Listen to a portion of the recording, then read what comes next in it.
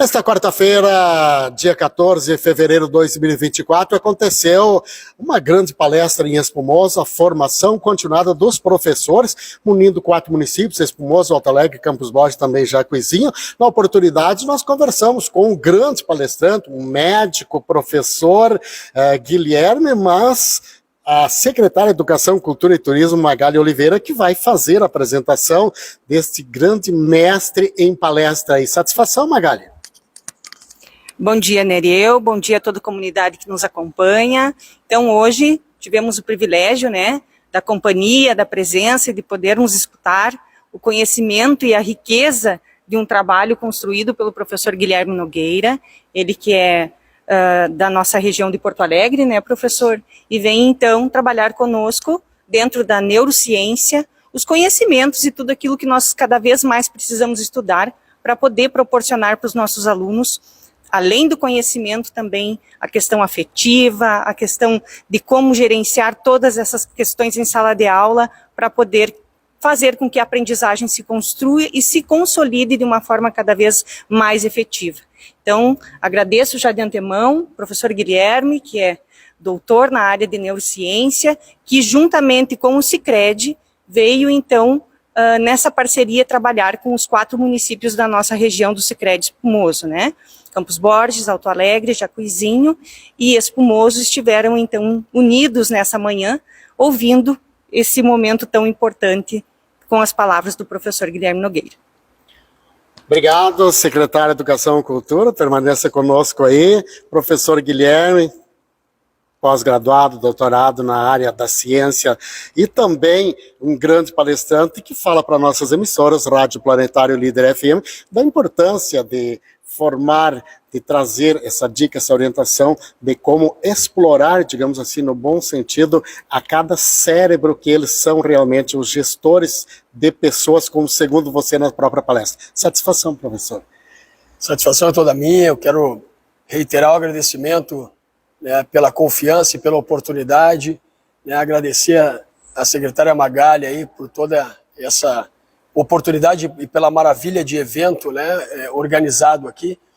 E o meu papel aqui é exatamente esse, é tentar trazer um pouquinho desse encantamento que eu tenho pela área da neurociência, e dizer que o cérebro é uma estrutura ao mesmo tempo fascinante e intrigante, que orquestra todo o nosso aprendizado e todo o nosso funcionamento social. E fazer com que os professores entendam um pouquinho como o cérebro funciona, permite a eles novas formas de pensar e agir, as estratégias procedimentais em cada domínio profissional. E isso é que faz, traz uma contribuição ainda maior nesse papel da relação professor-aluno. Então, hoje pude explorar com eles um pouquinho dessas questões que envolvem toda a parte computacional do cérebro, toda essa a organização das funções cognitivas, que envolvem aí atenção, memória, funções executivas, todo o campo de organização das percepções, mas mais do que isso, trazer para eles o quanto essa organização dos processos afetivo e emocionais alicerçam de maneira mais qualificada esses processos cognitivos e dão a esse processo de educação uma qualidade ainda maior. Uma contribuição muito grande é fazer com que o professor tenha essa visão de que tem que conhecer muito bem um aluno. Cada aluno é um diferencial, a formação, a educação e o cérebro é quem comanda tudo, professor? Sem dúvida nenhuma. E essa questão de entendermos que mesmo dentro da sala de aula, com 20, 30 alunos, nós temos os indivíduos, nós temos os cérebros como individualidades. É importante, porque diferente uns dos outros, nós temos o que nós chamamos de limiar de excitabilidade diferentes.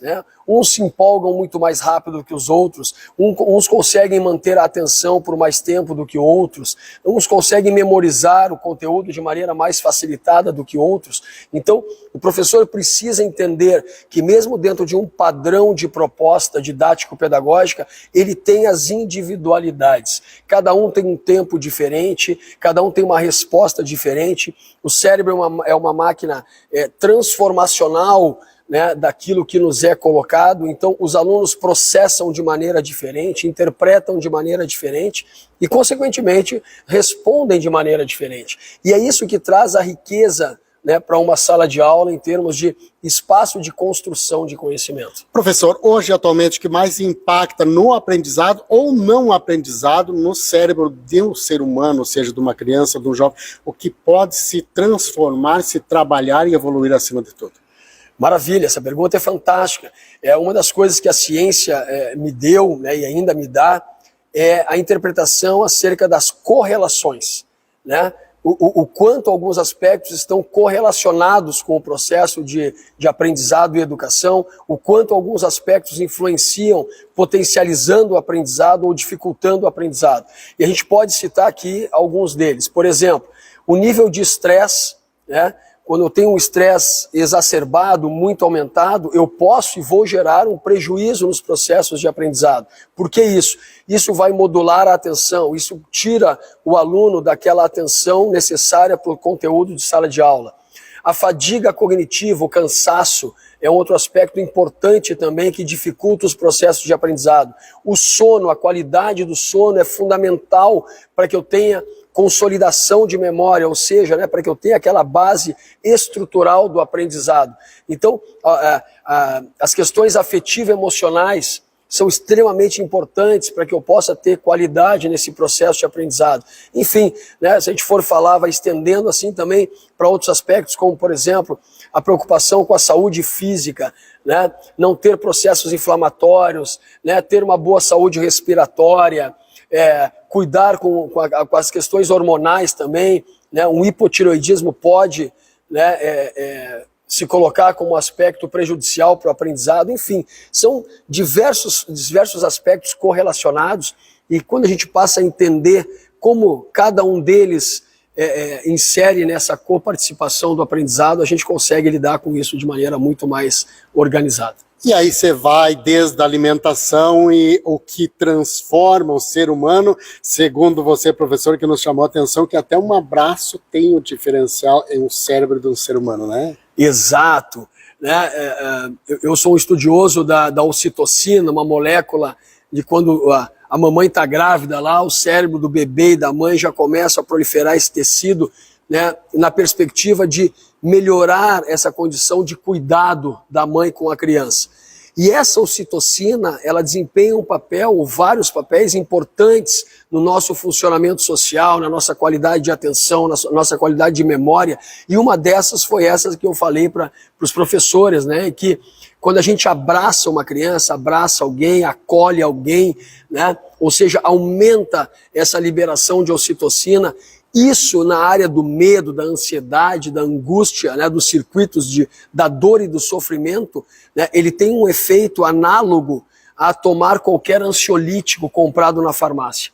Então nós temos uma farmácia interna, né, maravilhosa. Basta que a gente aprenda também a explorar, né? Eu estava falando também sobre a questão da neuroquímica do bom humor, o quanto isso melhora, né, a questão da motivação para aprender, diminui a criticidade, amplia a acuidade das vias sensoriais, né, melhora a nossa atenção, a nossa memória, enfim, né, nos coloca num julgamento moral muito melhor também, de não querer, né, ou resistir a fazer o dano contra outra pessoa. Então, o quanto esse processo é importante, né, que nós entendamos para colocar isso, né, de maneira aplicada, não só na área da educação, mas em casa, em todos os espaços, né, socializados. Como se trabalhar o trauma, o bullying e outros aspectos aí que vêm talvez prejudicar o desenvolvimento na aprendizagem e também na vida social. Essa é uma questão importante também, né? Porque o bullying gera estresse no cérebro da criança. O estresse exacerbado gera alto prejuízo nos processos de aprendizado, principalmente os aprendizados formais, né? Isso gera também alterações de funcionamento social para essa criança, a posteriori, por exemplo, a configuração de determinados traços de personalidade, né? Então, controlar esses espaços, controlar o ambiente, ter ambientes saudáveis, ter programas que venham a gerir essa questão do bullying de maneira mais organizada, atendendo essas crianças, né, tanto a criança que sofre o bullying, quanto a criança que busca o bullying como um mecanismo, né, daqui a pouco de atenuação da sua dor, do seu sofrimento, da sua frustração, é de fundamental importância. Né? Eu dei um exemplo sobre essa questão do bullying, que para o cérebro, sofrer o bullying é altamente traumático. Isso vai me aumentar, vai me gerar uma probabilidade maior de desenvolver transtorno de ansiedade e depressão. Mas na medida em que o cérebro encontra um mecanismo de repassar esse bullying, ou seja, fazer esse ato de violência e de maldade com o outro, né, ele diminui, ele atenua esse estresse, mas por outro lado, gera uma probabilidade maior de um transtorno de traço de personalidade antissocial. Então, o bullying, esse trauma aversivo, né, claro que, um parênteses aqui, pequenos traumas ao longo do desenvolvimento nos tornam mais resilientes, mais empáticos, mais seguros e assim por diante. Pequenos traumas. Mas esses traumas que envolvem, que são provenientes do bullying, né, desse sofrimento mais potencializado, é extremamente deletério para o desenvolvimento. Professor Guilherme, você palestrou para 4 municípios presencialmente, agora via internet, nossos internautas, Rádio Líder e Rádio Planetária que estão nos ouvindo, deixa aquela orientação, aquela dica, porque a gente sabe que professor de professores traz, sem dúvida nenhuma, uma bagagem muito grande, um estudo na ciência neurológica. Você praticamente é um cirurgião cerebral. E eu gostaria que você deixasse alguma dica, alguma orientação e, com certeza, muita motivação, entusiasmo para os gestores que são os professores. Bom, eu vou trazer uma perspectiva do próprio neurodesenvolvimento, né? O neurodesenvolvimento não pula etapas, o nosso desenvolvimento não pula etapas. Então é importante que nós viemos a entender, né, como se organiza cada etapa, né, e atendê-las de maneira bem organizada. Então o cérebro a priori precisa, na primeira fase do seu desenvolvimento, precisa de muito carinho, de muita atenção, de muito cuidado, de muito afeto positivo, né? A partir daí, a neurociência afetiva nos mostra que todo esse alicerçamento da afetividade é que traz esse potencial de aprendizado e o potencial de desenvolvimento de funções racionais, cognitivas mais complexas. Então, eu tenho como uma estratégia, né, usando dois pilares, assim, né? O carinho, o cuidado, a atenção, o conforto e, por outro lado, a exigência. Um cérebro, para se desenvolver bem, também precisa de exigência, precisa ser exigido, né? Para se adaptar, e é um cérebro programado para adaptação, ele precisa ser exigido. Então que a gente dê todo um conforto, mas ao mesmo tempo exija aquilo que nós entendemos como necessário para um bom desenvolvimento. Investir em pessoas. Hoje é bastante difícil falar nesse sentido, mas o país e o mundo requer que possamos investir mais em educação, mas principalmente pessoas. E aí não é somente o professor, é parte aí da formação da família e assim sucessivamente, né, professor? Fundamental, fundamental. Os primeiros vínculos afetivos, e aí entra uma outra questão interessante da neurociência afetiva, é que formar vínculo afetivo é uma necessidade neuropsicobiológica do humano identificada universalmente, independente da cultura. E os primeiros laços afetivos que a criança, que o cérebro infantil vai formar, são com as pessoas mais próximas.